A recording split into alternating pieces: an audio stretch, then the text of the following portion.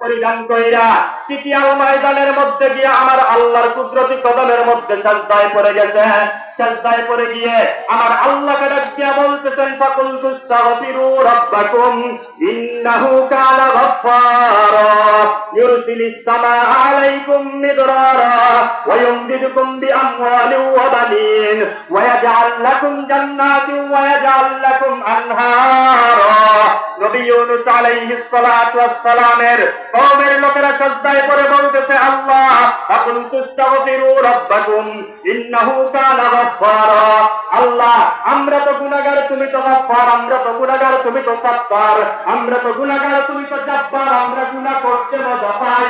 ও আল্লাহ তুমি আমাদেরকে গুনাহ মাফ করতে মজা পাও। সুবহানাল্লাহ।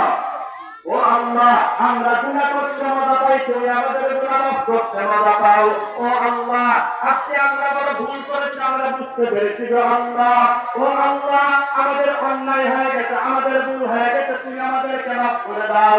ও আল্লাহ তোমার নবী ইউনূস আমাদেরকে রাইখা চইলা গেছে, আমরা কার কাছে যাব? আমাদের তো যাওয়ার আর কোনো রাস্তা নাই।